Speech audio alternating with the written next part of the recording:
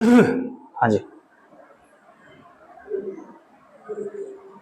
सेठ ताराचंद जो ना हरिराम जो उसका दौरा जा है जिन्होंने करे क्यों खाम का मार लौटाउन लाग रहे बेवकूफ तू इतने पीछे ला रहे लौटाउन लोग हम खाम खा कितना होंगे सदाना रहे तेरे पास पत्थर होगा फलाना होगा ढकड़ा होगा तो उस टाइम फिर ताराचंद सेठ कहे कि भाई धर्म का क्या कारण है, धर्म क्यों करना चाहिए और तू ना करता उसका क्या पता।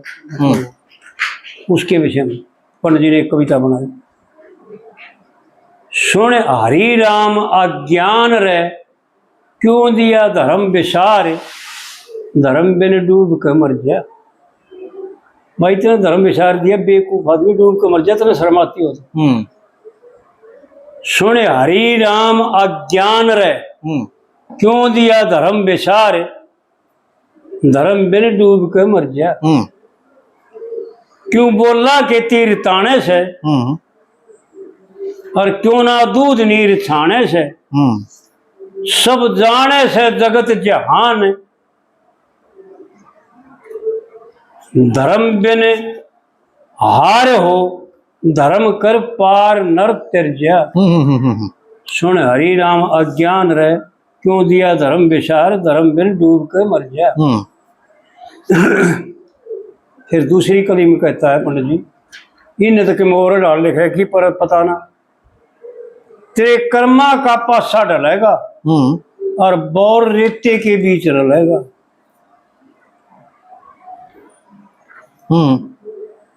तेरे कर्मा का पासा डलेगा बोर रेते के बीच रलेगा और जहाज चलेगा धर्म के ताण या पक्की दिल में जार, घड़ा कदे पाप का भर जा। सुन हरि राम अज्ञान रहे क्यों दिया धर्म विसार, धर्म बिन डूब के मर जा। क्यों माया जोड़ जोड़ के धरता और ना पाप करने से डरता। क्यों ना करता धर्म की पहचान, कदे मझधार में जा ना डूब मझधार में। पापी बता कौन सा तरजा, जागा डूब मझधार में। एक दिन डूबेगा मझधार, एक दिन डूबेगा मझधार में, पापी कौन सा तरजा। सुन हरि राम अज्ञान रहे क्यों दिया धर्म विसार, धर्म बिन डूब के मर जा। और फिर चौथी कली में पंडित जी क्या बताता है, इतना बढ़िया तरीका बताता है कि अगर उसने समझ ले वे और वो ऐसा कर ले वे तो इस संसार में कोई दुख ही नहीं होगा। ना तू दिल में सबर करे सबर, ना तू दिल में करता सबर और सतगुरु मान सिंह ले खबर। लक्ष्मी चंद उमर नदान रहे ले सतगुरु के चरण तुचकार, फिर चाहे दुनिया में फिर जा। क्या बात है। पंडित जी ने वो ठोक करके यानी ठोक करके भाई एक तो देख बात सुनो, किसी अरे गरे ने सदगुरु बना ले मान ले वो बात है गलत। लेकिन ब्राह्मण हो और ब्राह्मण भी वो हो क्योंकि गुरु और ब्रह्म ऋषि केवल ब्राह्मण हो सकता है। फिर ये नहीं कहेंगे ब्राह्मणा की मोर करे तो तू ब्राह्मणा की होना वो करे तारीफ करे, लेकिन क्या करे शास्त्रों का ऐसा मत है। एक कहा रहा था कमेंट बोला भाई ब्राह्मण ब्राह्मण हो रही है बोला चैनल पे और किसी का कोई जिक्र है क्या करेंगे। एक बात की मैं गारंटी देता हूँ भाई, सुन ले मैं और ध्यान रख ले, अगर पाप से पेंडा छूट जाए तो मेरा आने करके जूत मार देना जब तक मैं बैठा। जो ब्राह्मणों से नफरत करते हैं उनके लिए, चाहे वो कितना विद्वान हो और कितना समझदार हो और कितना धनी हो, लेकिन पाप से पेंडा छूट नहीं सकता। इस पृथ्वी के ब्राह्मण देवता हैं, इस शरीर देवमय है, ये बता दिया वीडियो में, समझ ले मर शास्त्रों को देख ले पढ़ के जी। ये शरीर देवमय है, 33 देवता हैं मुख्य और 33 के 33 करोड़ गण हैं। वैसे 33 करोड़ देवता भी कहते हैं, लेकिन पंडित जी ने भी शास्त्रों ने मुख्य 33 बताए। 13 ऋषि 33 देवता 52 जनक बताए। हर गृह धर्म का पालन करके फिर भी जति को है। शास्त्रों का पंडित जी ने शास्त्रों की बात कही, न्यारी नहीं कही। हाँ जी, उनसे बाहर कुछ तो नहीं। 33 देवता हैं और ये जान ले कि ये शरीर देवमय है। भगवान ब्रह्मा भी, भगवान विष्णु भी, भगवान शंकर भी, इंद्र भी और वरुण यम पवन देवता सारे के सारे दुश्मना इस शरीर में वास करते हैं। और एक महाभारत का उदाहरण भी है, भाई पढ़ के देख लो। महाभारत के शुरुआत में दिखाते हैं, लेख आता है महाभारत में कि शकुंतला जब गुट्ठी खो जाती है और कनव ऋषि जो है ना उसको आज्ञा दे देता है और अपने सेवक साथ भेज देता है कि भाई तू जा जो है ना दुष्यंत के पास चली जा। ठीक है, तूने बालक जाम दिया उसका और उसके साथ ब्याह कर लिया, तूने बता दिया, मैंने मान ली। इब जा तू राज कर, अपना रानी बने। बाड़ हमारा काम तेरा आड़ जंगल में खेक रही जा बेटी। अपने सेवक गेले भेज दिए। जब राजा दुष्यंत को राजा दुष्यंत को शराब था उसका शकुंतला को इसका दुर्वासा ऋषि का, उसके कारण जो है ना दुष्यंत उसको भूल गया और वह निशानी दे गई थी, प्रूफ था, वो खो गया। वह मछली निकली थी जी। तो वहां पर जो है ना राजा दुष्यंत कहता है कि तू कौन है, मैं तेरे को जानता भी नहीं, अरे आज से पहले मैंने तू देखी भी कौन है, तू मेरे किस लिए ब्लेम लगाती है। मैं वो राजा हूं, चंद्रवंशी वो राजा हूं कि हमारा पराई औरत पर कभी मन चलायमान नहीं होता जी। और ये मेरे मंत्री बैठे तो इनसे पूछ ले, ये मेरे गवाह है, ये बता देंगे मैंने आज तक कोई गलती करी हो तो, किसी पराई स्त्री की तरफ लखाया भी हो तो वहां पर शकुंतला कहती है कि राजा ये तो तेरे मंत्री हैं, तेरे और की कहेंगे ठीक है, लेकिन मेरे भी 10 गवाह। ऐसा महाभारत में लिखा हुआ कि मेरे भी 10 गवाह। सूर्य देवता मेरा गवाह है, जो मेरी तेरी बात हुई और जो मेरा तेरा समागम होया, सूर्य देवता देख रहे थे। दो अश्विनी कुमार भी मेरे गवाह हैं, दिशाएं भी मेरी गवाह हैं और अग्निदेव भी मेरा गवाह है और वरुणदेव भी मेरा गवाह है। ये 10 गिनाए कि ये 10 मेरे भी गवाह है। और सुन राजन, ये मैं आपको बता के जाती हूँ, एक दिन तू पछताओगा और तू मेरे पास आओगा, ना कि मैं तेरे पास आऊं। राजा दुष्यंत गया है फिर शकुंतला के पास, जो वह गुट्ठी मिल ली, ठीक बात। और जब जाकर के माफी मांगता है और भरत इतने जवान हो जाता है, शेरों को पकड़ के लड़ा देता है, इतना बलवान हो जाता है 12 वर्ष की आयु में जी। और जब जो है ना दुष्यंत माफी मांगता है भरत से भी कि बेटा मैंने तेरे को जो है ना राज से वंचित रखा, मेरी बहुत बड़ी गलती है, लेकिन मेरी भी गलती नहीं, मैं भी जो है ना मैं अपने पर्ण पर वचनबद्ध था। इसके पास जो मैं सबूत देख गया था वो तेरी माँ ने खो दिया था और ये तेरी माँ गवाह है कि ऋषि के शराब की वजह से मैंने इसको भूलना है।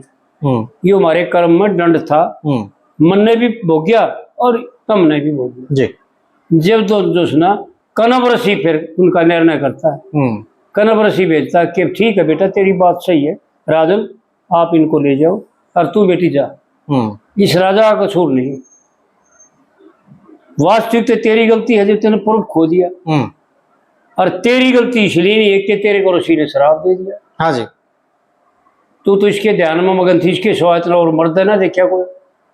हाँ विधाता का लेख इस प्रकार से ये गवाह है जो मैं कह रहा हूं कि ये शरीर देवमय है।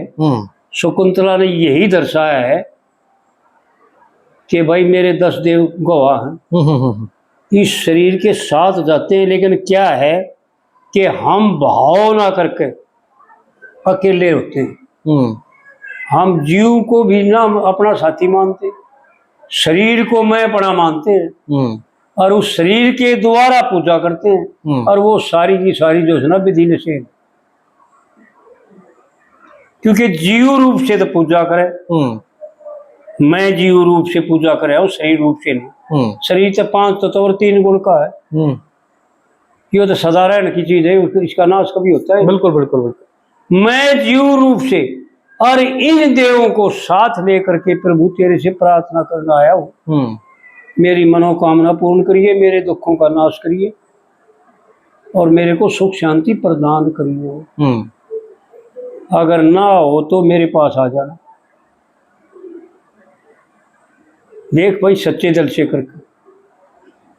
एक हमारे यहाँ एक गरीब आदमी है और उस पंडित जी से त्रिपाठी से हवन करे, हवन की प्रार्थना करे तो यो नाट जाए पीछे ले हवन के घड़े, क्योंकि ये 3.5 घंटे तक कम हवन करे कोई। एक हवन 3.5 घंटे में करता है, और ये ब्राह्मण लोग 1 घंटा हवन कर जाता 1-8 घंटे में। अगले ने इतना तैयार कर दे भाई, ये वाले हूँ मैं तैयारी करना, 8 घंटे में करके चले जाए यार, घड़े तो घड़ा घंटा लगा दे। वो भी छोटे मोटे में इधर लिया उधर लिया, सामान लिया, बेदी बनाई, फलाना बना, इसलिए घंटा लगा देते। नहीं तो हवन करने में तो 8 घंटा नहीं लगाते। लेकिन ये पंडित जी 3.5 घंटे लगाता है, और पैसे भी फिर 3.5 घंटे के हिसाब से। भाई मेहनत करे तो 3.5 घंटे एक आसन पर बैठा रहे, बहुत टेढ़ा खेल। 3.5 घंटे में आसन सिद्ध हो जाता है। जो भजन पर बैठते हैं, अगर 3.5 घंटे बिना परिश्रम के आसन पर बैठा रहे, सुखद आसन हो जाए 3.5 घंटे का, तो जो वाणी से लेकर देगा पूरी होगी, इतनी सिद्धि आ जाएगी। ये रिद्धि सिद्धि आ जाती है, इसलिए न्यू आती है। तो इस प्रकार से कहने का तात्पर्य है, वो बोले कि भाई पंडित जी तो मेरा हवन करे ना। बाबा बोले भाई हवन की तो मैं कह दूंगा। यो बाबा बोले तो मंदिर में जाकर, मैं बोला जी दक्षिणा की मेरी जिम्मेवारी नहीं। तो उसने सामान लिखवा दिया 50,000 का। तो हम ये पंडित जी रही और बोले कि ईसा लिखवा दिया, ले आए ना दाइश। वो पंडित जी बोले भाई 3 दिन करूंगा और 3.5 घंटे लगाऊंगा मैं।